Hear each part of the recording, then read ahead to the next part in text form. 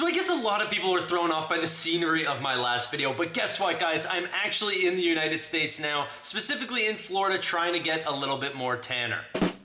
But while we're speaking about all this change, Peter Thiel and Bill Ackman are screaming at investors to get their money out of Silicon Valley Bank. Now, Silicon Valley Bank, or SVB, isn't actually very well known whenever it comes to normal banking worlds, but it is the 15th largest bank whenever it comes to overall assets under management because they really specifically focus on the venture capitalist community. I was reading up that over 50% of all tech startups in the United States were funded through Silicon Valley Bank. So now whenever I look at the stock at around $35 a share, almost down 87% in just the last 2 days, what the heck is going on? And is SoFi going to be next whenever it comes to this big banking collapse? Now this is all happening to SVB because of the clientele that they actually deal with.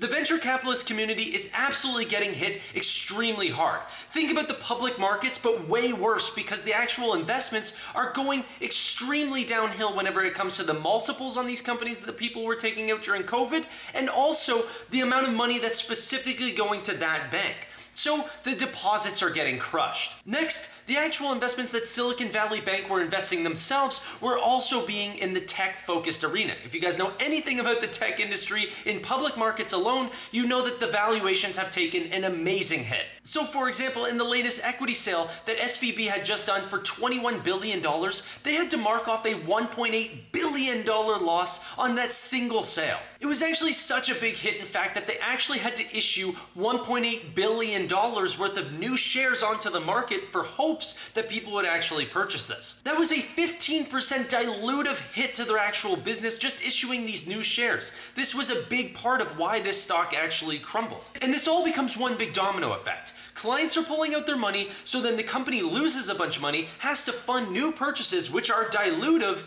This scares new clients to actually pull out their money and go, which is going to make this whole domino effect get worse and worse. That's what turned a 15% write-off for the business to actually be worth on public markets of an 87% write-down. And guys, just as I was editing this, Wall Street Journal just posted that the Silicon Valley Bank was just closed by regulators and the FDIC is taking over to get the clients back as much money as they can possibly get. Now the scariest thing is this kind of came out of nowhere, right? You can see things like JP Morgan still having written an overweight rating for this company at $375 a share.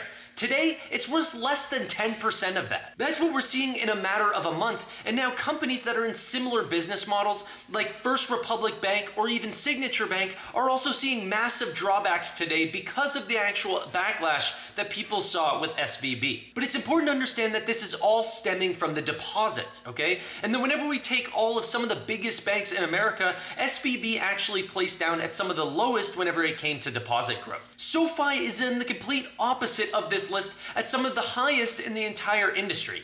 So although the initial reaction for this stock will be quite negative, this doesn't actually translate to that the actual performance of the company will also be negative going forward. Now this doesn't mean that the banking sector is fine though.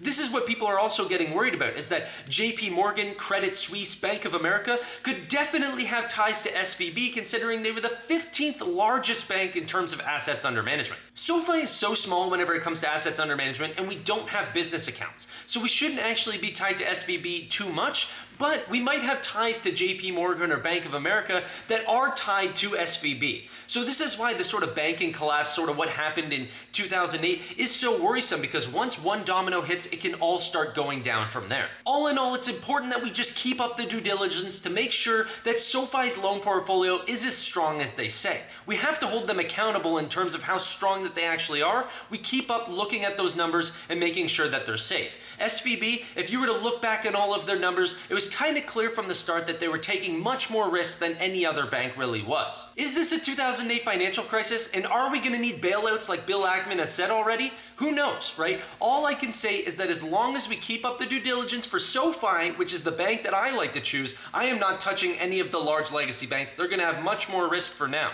Now, we do still have risk for our personal loan portfolio, but the stock is already marked down by 80% since that time. I'm not selling, but this is a major event that we have to keep up with, so stay tuned for the next video. But if you guys haven't seen what our latest quarter looks like in terms of all of the numbers and the actual performance of our loan portfolio, you guys are going to have to check out that video right there. But aside from that, thank you so much for watching, and bye for now.